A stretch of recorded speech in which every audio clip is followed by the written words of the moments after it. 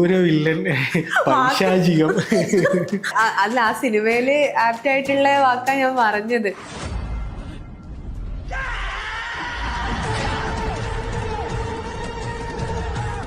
ഷാജു ചേട്ടൻ എനിക്ക് ഒരു മൈന്യൂട്ടായിട്ടുള്ള ഓരോ കാര്യങ്ങൾ ഇങ്ങനെ പറഞ്ഞിടാ, അത് വേണ്ട, അത് കുറച്ച് ഇതാണ്, നീ അത് പിടിക്കാതെ വേറെ എന്തെങ്കിലും ഒരു സാധനം പിടിക്ക് എന്ന് അവരിങ്ങനെ പറഞ്ഞു തരും. അത് വിറ്റ് ഞാൻ കാശ് കൊടുത്തായിരുന്നു, അന്നാ ലാസ്റ്റ് കണ്ട. വിചാരിച്ചിട്ട് പിടിച്ചോന്നല്ല. നമ്മൾ 6-ാം തമ്പുരാനിൽ ലാലേട്ടനൊക്കെ പിടിക്കില്ല ഇങ്ങനെ പിടിച്ചാണ്, അതുപോലെ. ആണോ? ലാലേട്ടൻ വേറെ, ഞാൻ വേറെ. ജോഷ് സാറിനോട് ചെമ്മച്ചേട്ടൻ പറഞ്ഞു അവൻ കുഴപ്പമില്ലാതെ ഫൈറ്റ് ചെയ്യട്ടോന്ന്.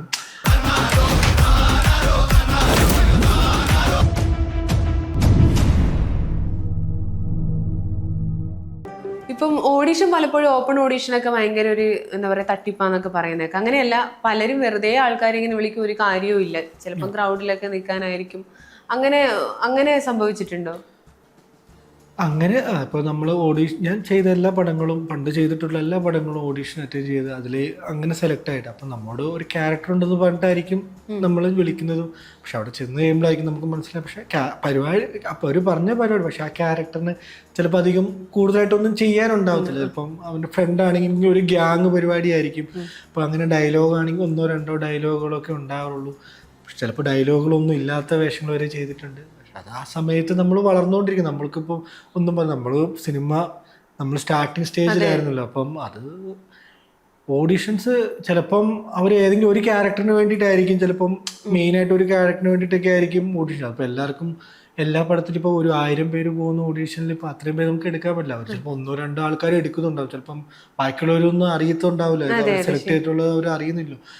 ഒന്നും അങ്ങനെ ഫേക്ക് ആയിട്ടുള്ള ഓഡീഷൻസ് നടക്കാറുമുണ്ട്. പക്ഷെ എല്ലാം നമുക്ക് അങ്ങനെ വിചാരിച്ചിട്ട് നമുക്ക് ഇരിക്കാനും പറ്റത്തില്ല. പൈസ കൊടുത്തിട്ട് വിളിക്കുന്നത്, പൈസ കൊടുത്തിട്ട് അതൊക്കെ പണ്ടാ. അത് അങ്ങനെ 1 രൂപ കൊടുത്തിട്ട് പോകുന്ന പടങ്ങളിലാണെങ്കിലും അതിൽ ചെയ്യാതിരിക്കുകയാണ് ഏറ്റവും നല്ലത്. ഇപ്പം നമ്മൾ അഭിനയിക്കണേ നമുക്ക് റെമ്യൂണറേഷൻ ഇങ്ങോട്ടാണ്, അത് കിട്ടിയില്ലെങ്കിലും കുഴപ്പമില്ല. പക്ഷെ അങ്ങോട്ടേക്ക് പൈസ കൊടുത്തിട്ട് അഭിനയിക്കുക എന്ന് പറയുമ്പോൾ അത് എത്രത്തോളം ഫേക്കാന്ന് നമുക്ക് ആലോചിക്കാവുന്നുള്ളൂ. അപ്പം അങ്ങനെയുള്ള പക്ഷെ അങ്ങനെ പണ്ടൊക്കെ ഉണ്ടായിരുന്നു. ഇപ്പോൾ നമ്മൾ ആ ഓഡീഷൻ സ്റ്റാർട്ട് ചെയ്ത സമയത്ത് അങ്ങനെ ഒരുപാട് നമ്മളോട് പൈസയൊക്കെ ചോദിച്ചിട്ടുണ്ട്. പക്ഷെ ഇപ്പം കാസ്റ്റ് ആൻഡ് ഡയറക്ടേഴ്സ് ഒക്കെ വന്നതോടുകൂടി ഇപ്പം അങ്ങനെ ഫേക്ക് ആയിട്ടുള്ള ഓഡീഷൻസ് ഇപ്പോൾ ഇല്ലയെന്നാണ് എനിക്ക് തോന്നുന്നത്. എല്ലാം ജെന്യുവൻ ആയിട്ടുള്ള കാര്യങ്ങളാണ് ഇപ്പോൾ ഉള്ളത് നടക്കുന്നത്. ഇപ്പം ഒരുപാട് സിനിമകളിലായാലും നമ്മൾ കാസ്റ്റ് ചെയ്യപ്പെട്ടാലും ചിലപ്പോൾ നമ്മുടെ സ്ക്രീൻ പ്രസൻസ് ഒക്കെ കുറയും, കുറേ സീൻസ് ഒക്കെ കട്ട് ചെയ്യും. അങ്ങനെ ഒരുപാട് പേര് കംപ്ലൈന്റ് പറയാറുണ്ട്. അങ്ങനെ വിഷമിച്ച സന്ദർഭമൊക്കെ ഉണ്ടായിട്ടുണ്ടോ? സിനിമയിൽ നമ്മുടെ പോർഷൻ കട്ടായിട്ടോ കൂടെ വിഷമിച്ചിട്ട് കാര്യമില്ല. സിനിമയാണ് അത്. ആവശ്യമില്ലാത്ത സീനുകൾ വരുമ്പോൾ അല്ലെങ്കിൽ അതിൻ്റെ ലെങ്ത് ഡ്യൂറേഷനൊക്കെ വരുമ്പോൾ അവർ ഡ്രിം ചെയ്യുമ്പോൾ ചിലപ്പോൾ നമ്മുടെ പോർഷൻസൊക്കെ കട്ടാമായിരുന്നു. വിഷമം തോന്നിയിട്ടുണ്ട്, വിഷമിച്ചിട്ട് കാര്യമില്ല. അതാണ് സിനിമ എന്ന് തിരിച്ചറിയുക. നമ്മൾ തിയേറ്ററിൽ നമ്മളിപ്പം ഷൂട്ട് ചെയ്യുന്ന കാര്യങ്ങളായിരിക്കില്ല എന്തായാലും മൊത്തം എടുത്ത് ഒരു സിനിമയിൽ വെക്കാൻ ഒരിക്കലും പറ്റത്തില്ല. അത് എല്ലാം ട്രിം ചെയ്ത് കറക്റ്റായി എഡിറ്റ് ചെയ്ത് എഡിറ്ററിൻ്റെ കയ്യിൽ നിന്ന് പ്രോസസ്സ് ചെയ്ത് എല്ലാം ചെയ്ത് തിയേറ്ററിൽ വരുമ്പോഴാണല്ലോ നമ്മളത് കാണുന്നത്. ആ സമയത്ത് എന്താണോ ഉള്ളത് അതാണ് ശരിക്കും സിനിമ. എന്തായാലും ഫ്രണ്ട്സിനെയൊക്കെ കൂട്ടി അല്ലെങ്കിൽ ഫാമിലിയെ കൂട്ടി പോകുമ്പോൾ ഈ സിനിമയിൽ നമ്മൾ അറിയുന്നില്ലല്ലോ കട്ടായി പോയെന്നൊക്കെ. അപ്പോൾ സിനിമ കാണുമ്പോഴായിരിക്കും അതിൽ ചിലപ്പോൾ ഒന്നും ഉണ്ടാവില്ല, അല്ലെങ്കിൽ 1-2 സീനിലൊക്കെ ആയിരിക്കും.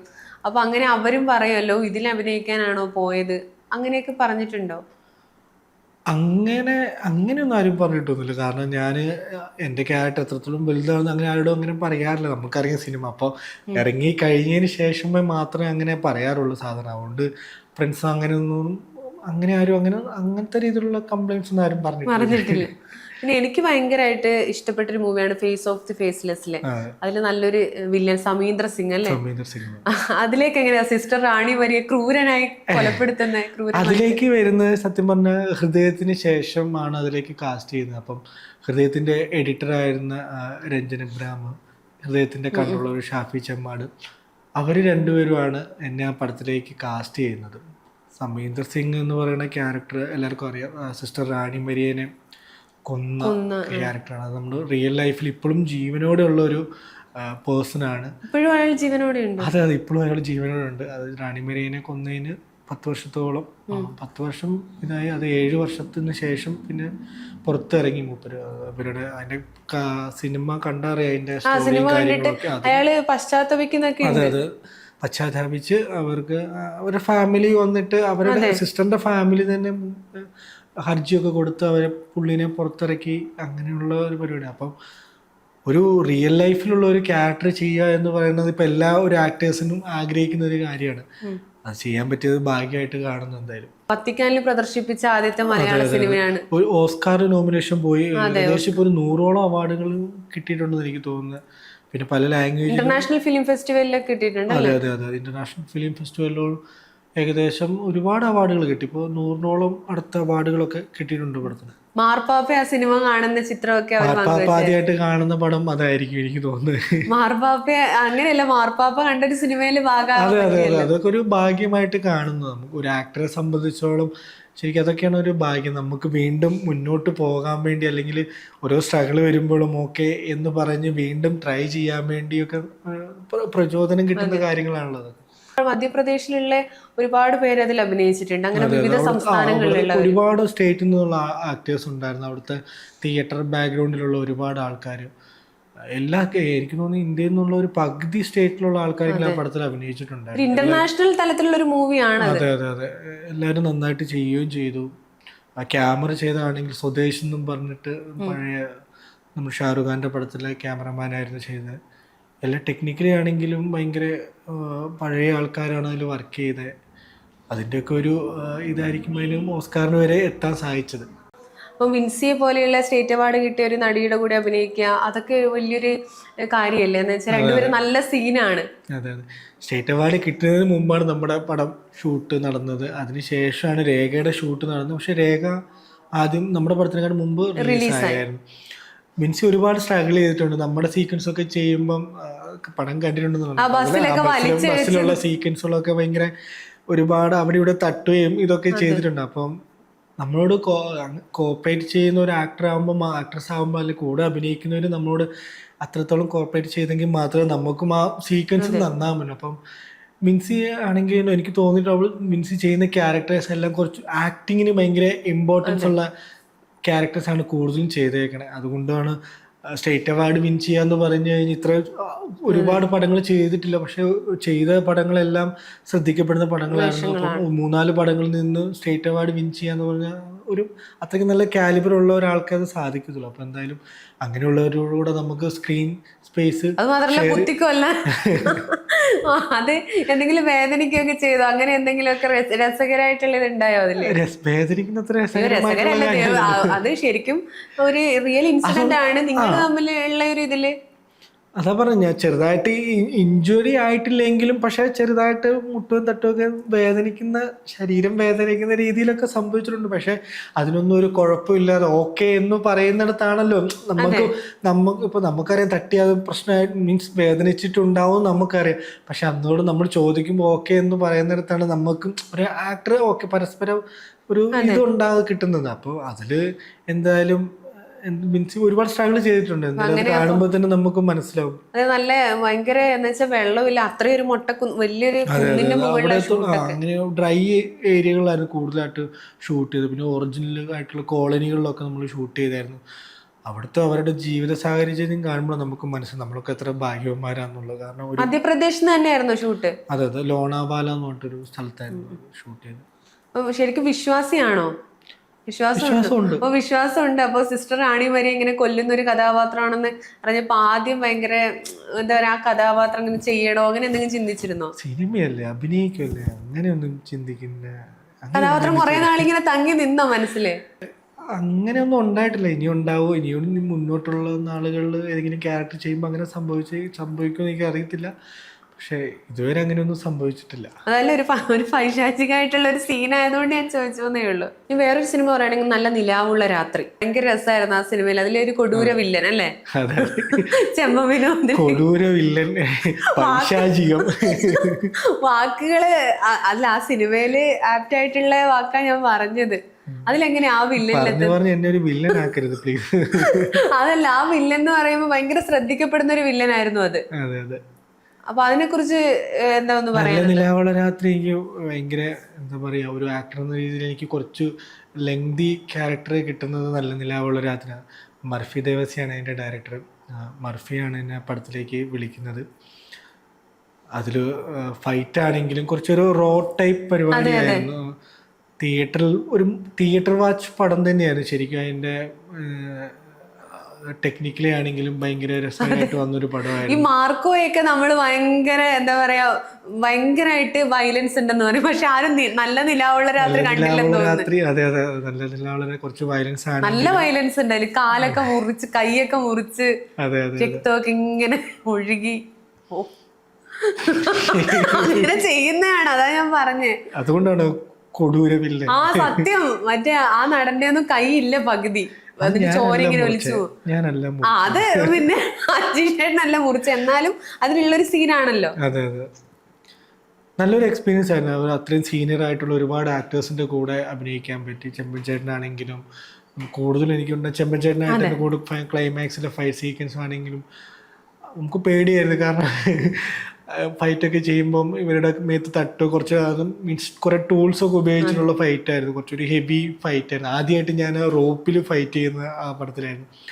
പക്ഷെ അവരൊക്കെ നമ്മളോട് ഭയങ്കരമായിട്ട് സഹകരിക്കുമ്പോൾ നമുക്ക് ഭയങ്കര ഹാപ്പിയാണ്. നമുക്ക് മീൻസ് ചെയ്യാൻ ഭയങ്കര ഒരു ഫ്രീ ആയിട്ട് ചെയ്യാനും ഫൈറ്റൊക്കെ നമുക്ക് അങ്ങനെ ചെയ്യേണ്ട കാര്യമാണ്. അപ്പോൾ അവർ നമ്മളോട് ഭയങ്കര സഹകരിക്കുമ്പോൾ നമുക്ക് നല്ല രീതിയിൽ ചെയ്യാനും പറ്റും, ഒരു കോൺഫിഡൻസും കിട്ടും.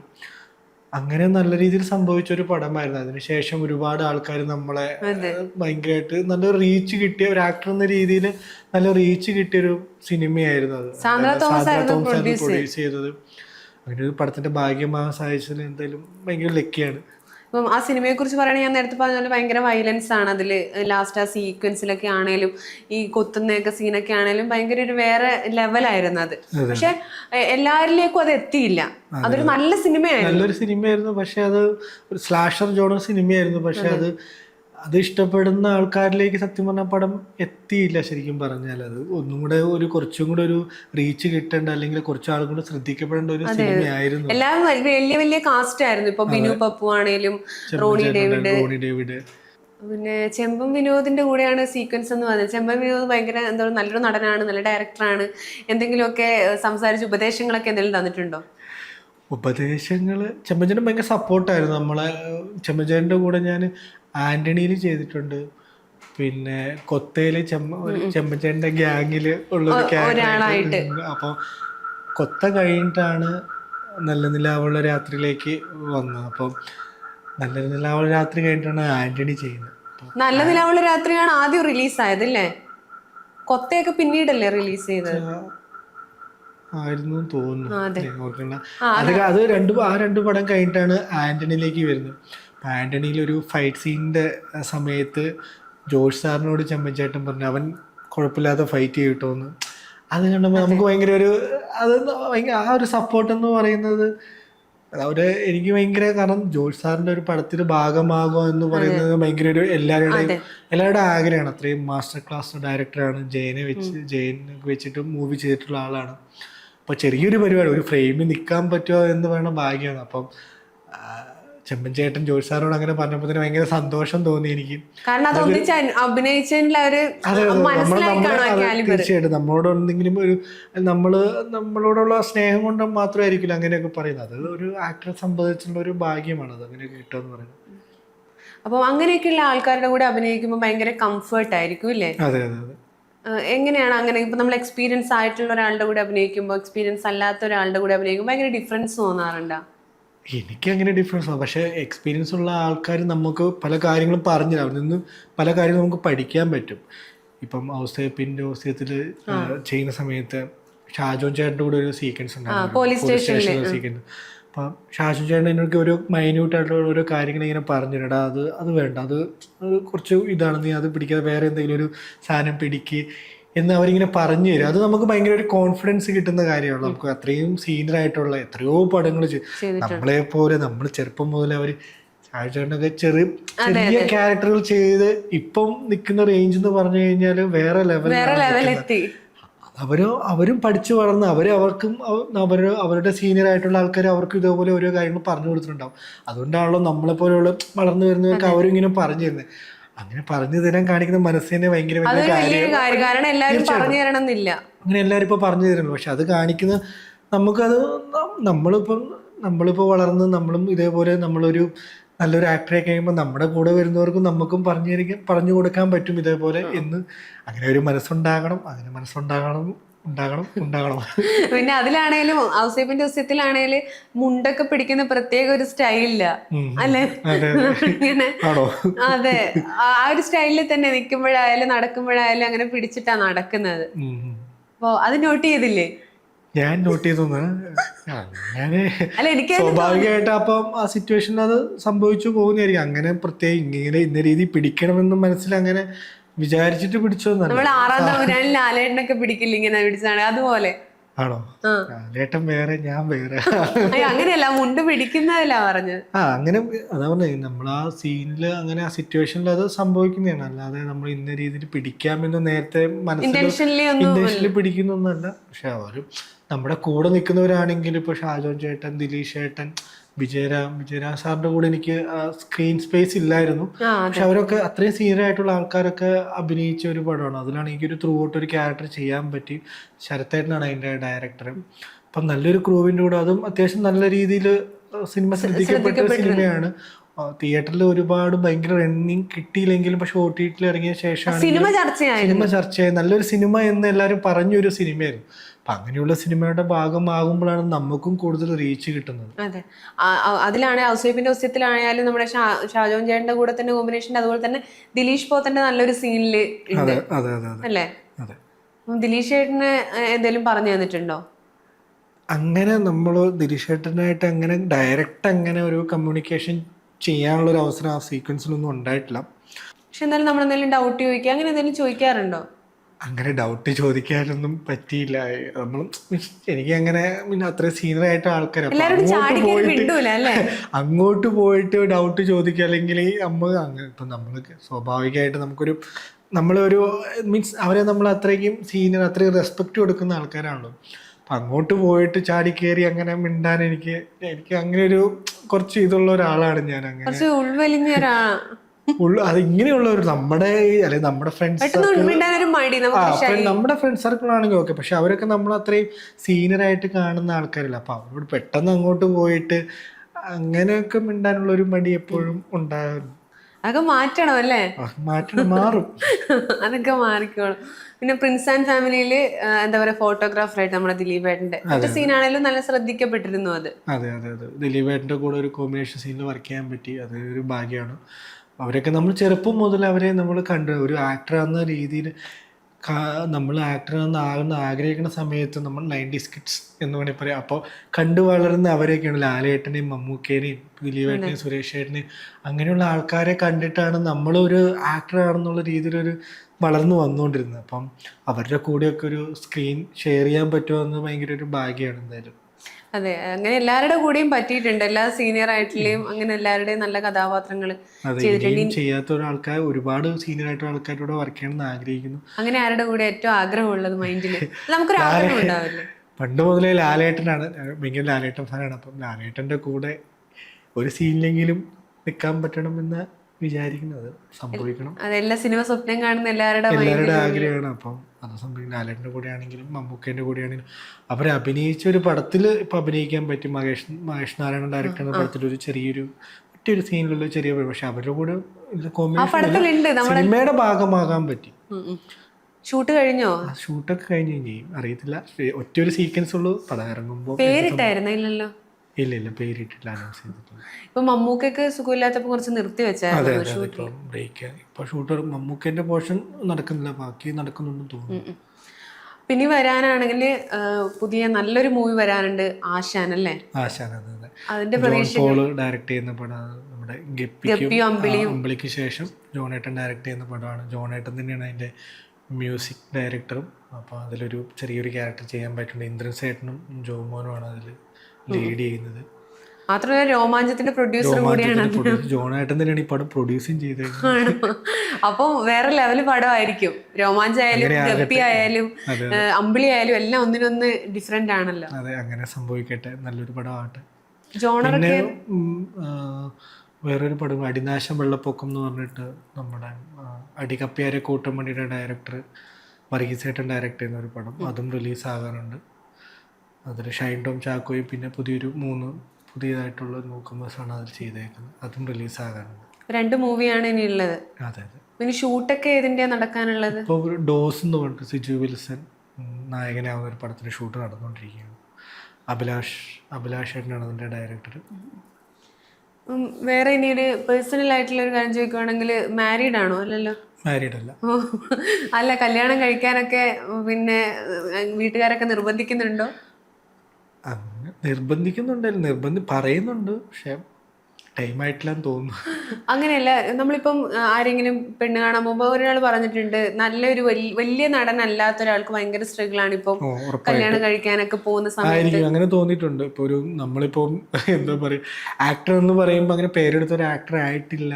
ഇപ്പം സിനിമയിൽ ആക്ടേഴ്സിന് അല്ലെങ്കിൽ സിനിമയിൽ വർക്ക് ചെയ്യുന്നവർക്ക് പെണ്ണ് കിട്ടാൻ കുറച്ച് ബുദ്ധിമുട്ടാന്ന് ഇങ്ങനെ പറഞ്ഞു കേട്ടിട്ടുണ്ട്. പ്രണയമുണ്ടോ? പ്രണയം ഇല്ല, സിനിമയോട് മാത്രമേ പ്രണയമുള്ളൂ. സിനിമയോട് മാത്രമാണ് പ്രണയം. സിനിമയിൽ എന്തെങ്കിലുമൊക്കെ ഇപ്പോ അഭിനയിക്കുന്നുണ്ടെന്നാ എന്തെങ്കിലുമൊക്കെ ആയിട്ടേ ഞാൻ വിവാഹം കഴിക്കും, അങ്ങനത്തെ ഒരു തീരുമാനത്തിലാണോ? അങ്ങനത്തെ തീരുമാനമൊന്നുമില്ല. പക്ഷെ ഇപ്പൊ നമ്മുടെ സ്റ്റേജ് നമ്മളെക്കുറിച്ച് നമുക്ക് നന്നായിട്ട് അറിയാലോ. അപ്പൊ അതുകൊണ്ട് ഇപ്പൊ അതിനു വേണ്ടി മുതിർന്നിട്ടില്ല. അതിന്റെ വഴിയെ നടക്കൂന്ന് വിചാരിക്കുന്നു. അതിന്റെ വഴിയെ നടക്കുന്നു. അപ്പൊ അമ്മച്ചിയൊന്നും നിർബന്ധിക്കുന്നൊന്നുമില്ല. ഇങ്ങനെ പറയാറുണ്ട്, പക്ഷെ അത് ഓക്കെ ഒരു എങ്ങനെ എന്താ പറയ, ഇപ്പൊ ഭയങ്കരമായിട്ട് ആരും നിർബന്ധിക്കുന്നില്ല. അതുകൊണ്ട് അതാണ് ഏറ്റവും വലിയ പ്രശ്നം. നിർബന്ധിക്കുന്നില്ല ആരും, പറയുന്നുണ്ട്, പക്ഷെ ഒരു കെട്ടേ പറ്റൂന്ന് ആരും പറയുന്നില്ല. അതുകൊണ്ട് നമ്മളും കുറച്ച് ബാക്ക് ചെയ്തേക്കും. വയനാടിനെ കുറിച്ച് പറയുകയാണെങ്കിൽ എന്താണ് വയനാട്ടുകാരുടെ ഒരു സ്നേഹം എങ്ങനെയാണ്? ഇപ്പൊ അഭിനയിക്കുന്നതൊക്കെ എല്ലാവർക്കും അറിയാം. വയനാട്ടിൽ നിന്ന് ഒരുപാട് ആക്ടേഴ്സ് ഒന്നും വന്നിട്ടില്ലല്ലോ. ആര് പറഞ്ഞു? ഇപ്പൊ വയനാട്ടുകാർ ശരിക്കും പറഞ്ഞ സിനിമയിൽ ഭയങ്കര സജീവമായിക്കൊണ്ടിരിക്കുമല്ലോ. ഡയറക്ടർമാരാണെങ്കിലും ആക്ടേഴ്സ് ആണെങ്കിലും ഒരുപാട് പേര് വരുന്നുണ്ട്. ബേസ്ഡ് വയനാട്ടിൽ നിന്നല്ലേ, ഡയറക്ട് ചെയ്യുന്നു, അഭിനയിക്കുന്നു.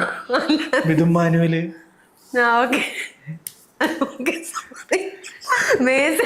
ഞാനില്ലേ നമ്മളീ എന്താ പറയാ തിരുവനന്തപുരത്ത് നിന്ന് ഒക്കെ വരുന്നത് പോലെ ഇപ്പം അല്ലെങ്കിൽ ഈ മലബാറിൽ അങ്ങനെ വരുന്നത് പോലെ എനിക്കങ്ങനെ ഒരുപാട് പേര് ഇപ്പൊ വയനാട്ടിൽ നിന്ന് സിനിമ വരുന്നത്. ഇപ്പൊ വയനാട്ടിൽ പണ്ടെല്ലാരും പറയായിരുന്നു വയനാട് ഒരു ലൊക്കേഷൻ ഷൂട്ട് അധികം സംഭവിക്കാത്തൊരു സിനിമയായിരുന്നു. പക്ഷെ മിന്നൽ മുരളിക്ക് ശേഷം ഒരുപാട് സിനിമകൾ വയനാട്ടിൽ ഷൂട്ട് നടക്കുന്നുണ്ട്. വയനാട്ടിൽ ഷൂട്ട് ചെയ്യുന്ന പടങ്ങളെല്ലാം സൂപ്പർ ഹിറ്റ് ആവുന്നുണ്ട്.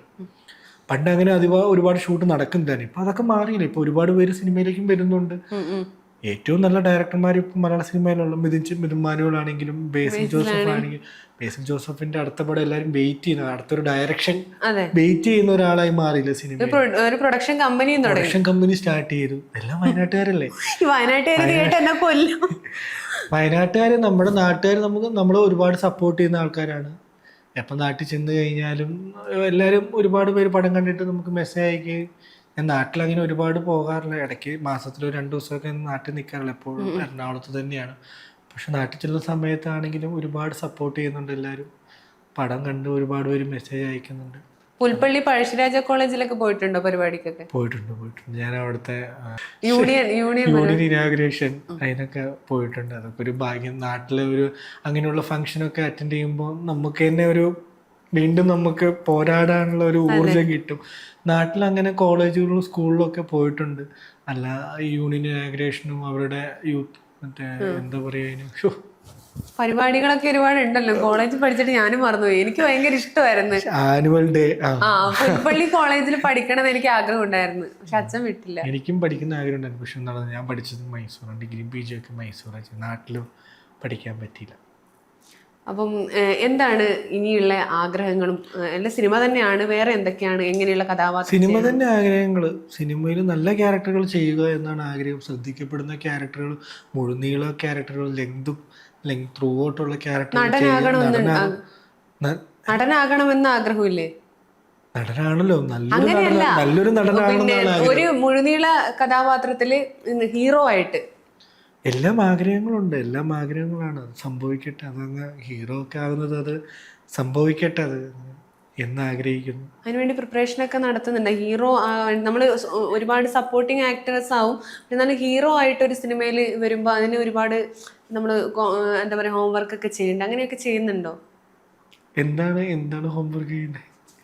അല്ല, ഹീറോ നമ്മുടെ ബോഡി ബിൽഡിങ് മാത്രമല്ല, മെന്റലി ആയാലും അങ്ങനെ അതൊക്കെ സംഭവിക്കട്ടെ. അങ്ങനെ നമ്മൾക്ക് ചെയ്യേണ്ട കാര്യങ്ങളൊക്കെ നമ്മൾ ചെയ്യുന്നുണ്ട്. പക്ഷേ ഇപ്പോൾ ഹീറോ ആകാൻ വേണ്ടി, നല്ലൊരു നടനാകാൻ വേണ്ടി നമുക്ക് പറ്റുന്ന രീതിയിൽ നമ്മൾ ട്രൈ ചെയ്യുന്നുണ്ട്. അതിന് വേണ്ടിയിട്ടുള്ള കാര്യങ്ങൾ നമ്മൾ ബാക്കിൽ കൂടെ ചെയ്യുന്നുണ്ട്. അത് ബാക്കിയുള്ള കാര്യങ്ങളെല്ലാം സംഭവിക്കട്ടെ. സംഭവിക്കുന്നു, പ്രതീക്ഷിക്കുന്നു. ഇൻട്രോവേർട്ട് ആണല്ലേ? ഞാനോ? അങ്ങനെയൊന്നുമില്ല എനിക്ക്. അല്ല, വർത്താനം പറഞ്ഞപ്പോ എനിക്ക് അങ്ങനെ തോന്നി. സിനിമയിൽ അങ്ങനെ ഇൻട്രോവേർട്ടുകൾക്ക് അങ്ങനെയല്ല, ഇടിച്ചു കയറി പോവാൻ പറ്റുമോ? പറ്റുമായിരിക്കും. ചോദ്യം ചോദിച്ചതാ ഞാൻ. പറ്റും, അങ്ങനെയൊന്നുമില്ല. ഇൻട്രോവേർട്ട് ആൾക്കാർക്ക് സിനിമയിൽ ഇടിച്ചു കയറാൻ പറ്റില്ല എന്നൊന്നും ഇല്ലല്ലോ. അപ്പോൾ എനിക്ക് തോന്നുന്നു ഏറ്റവും വലിയ ഉദാഹരണം പ്രഭാസ് ഭയങ്കര ഇൻട്രോവേർട്ടായിട്ട് തോന്നിയിട്ടുണ്ട്. മൂപ്പര് സ്റ്റേജിലൊന്നും സംസാരിക്കുന്നില്ല. അപ്പം എന്താണ് പുള്ളീൻ്റെ റേഞ്ച്, എന്താണ്, എവിടെ എത്തി? അതിലൊന്നും ഒരു കാര്യമില്ല. എന്നെ ട്രോളാൻ ഫഹദ്ഫാസിലും കുറച്ച് ഇൻട്രോവേർട്ടാന്ന് തോന്നുന്നു. ഫഹദ്ഫാസിൽ അല്ലേ? എനിക്കറിയാം. അജീഷേട്ടൻ ഏതായാലും ഇൻട്രോവേർട്ട് അല്ല. ഞാൻ അല്ലാന്ന് തോന്നുന്നു. ആരും അങ്ങനെ പറഞ്ഞിട്ടില്ല. എനിക്കെന്താ തോന്നിയിട്ടാ. എനിക്ക് വിഷമായി. സോറി. പാട്ടെങ്ങാണ്ട് പാടുവോ? ഇല്ല, അങ്ങനത്തെ കഴിവൊന്നുമില്ല. ഡാൻസ് കളിക്കുക? സിനിമ അല്ലാതെ എന്താ ഇഷ്ടം? അതും കൂടി ചോദിച്ചിട്ട് നമുക്ക് നിർത്താം. സിനിമ അല്ലാതെ എന്താ ഇഷ്ടം? അല്ലാതെ സിനിമ എവിടെ ട്രാവൽ ചെയ്യാൻ ഇഷ്ടമാണ്. ലാസ്റ്റ് പ്രേക്ഷകരോട് എന്താ പറയാനുള്ളത്? പ്രേക്ഷകരോട് എന്താ പറയാനുള്ളതെന്ന് വെച്ച് കഴിഞ്ഞാൽ, ഒരു വളർന്നു വരുന്ന കലാകാരനാണ്. ഇപ്പോഴും ആൾക്കാർ സപ്പോർട്ട് ചെയ്യുന്നുണ്ട്. ഇനിയും ഈ സപ്പോർട്ട് തുടരുക. പടങ്ങൾ വരുമ്പോൾ തിയേറ്ററിൽ പോയി കണ്ട് സപ്പോർട്ട് ചെയ്യുക. നല്ലൊരു നടനാണെന്നാണ് ആഗ്രഹം. അപ്പോൾ അതിനുവേണ്ടി ട്രൈ ചെയ്തുകൊണ്ടിരിക്കുകയാണ്. അപ്പോൾ നിങ്ങളുടെ എല്ലാവരും സപ്പോർട്ട് ഉണ്ടെങ്കിൽ മാത്രമേ മുന്നോട്ട് പോകാൻ പറ്റുള്ളൂ. അപ്പം നമ്മുടെ ഓരോ പടങ്ങൾ വരുമ്പോഴും തിയേറ്ററിൽ പോയി കണ്ട് ആസ്വദിക്കുക, സപ്പോർട്ട് ചെയ്യുക. Okay, thank you. നല്ലൊരു വലിയൊരു നടനാവട്ടെ. ആകട്ടെ.